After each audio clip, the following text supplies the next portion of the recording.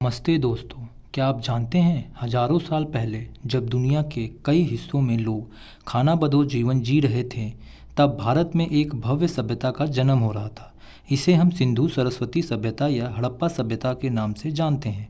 यह अध्याय हमें हमारे पूर्वजों के शानदार नगर नियोजन, अर्बन प्लानिंग और उनके जीवन शैली की सैर कराता है।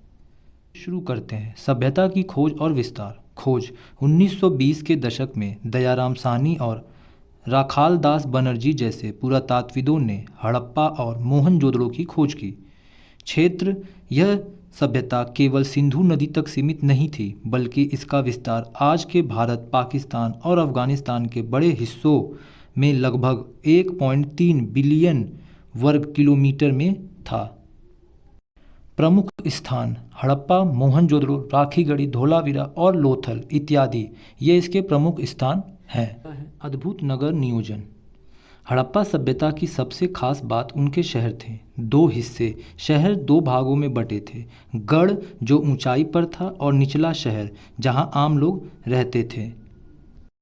गढ़ जिसे हम दुर्ग भी कहते थे। अगला है ग्रिड प्रणाली। सड़कें एक दूसरे को समकोण पर 90 डिग्री पर काटती थीं।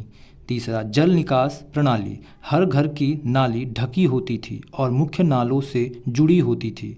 सफाई का ऐसा स्तर उस समय दुनिया में कहीं नहीं था, जैसा आपको इस फोटो के माध्यम से दिखाई दे रहा होगा। सामाजिक और आर्थिक जीवन। भोजन। लोग गेहूं, जौ, दालें और तिल उगाते थे। वे खेती के लिए हल का प्रयोग करना जानते थे। दूसरा है व्यापार। वे केवल स्थानीय व्यापार नहीं करते थे, बल्कि मेसोपोटामिया, आधुनिक इराक तक समुद्री मार्ग से व्यापार करते थे। लोथल का डॉक यार्ड, गोदीवाड़ा इसका सबूत है। अगला है शिल्प। मिट्टी के सुंदर बर्तन, मनके और मुहरे बनाने में वे माहिर थे। रहस्यमयी लिपि और मुहरें। हड़प्पा की मुहरों पर जानवरों के चित्र और कुछ लिखावट मिली है। जो रोचक तथ्य हैं, उनकी लिपि को आज तक कोई पढ़ नहीं पाया है। जिस दिन यह पढ़ ली जाएगी, हमें उनके बारे में और भी चौंकाने वाली बातें पता चलेंगी। सभ्यता का पतन। लगभग 3900 साल पहले यह सभ्यता धीरे धीरे समाप्त होने लगी। इसके पीछे कई कारण माने जाते हैं। नदियों का रास्ता बदलना या सूख जाना, भूकंप या प्राकृतिक आपदा, वनों की कटाई और जलवायु परिवर्तन, या किसी विशेष क्षेत्र का आक्रमण।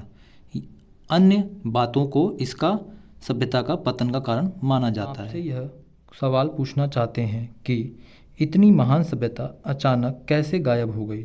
आपको क्या लगता है? कमेंट बॉक्स में ज़रूर बताइए।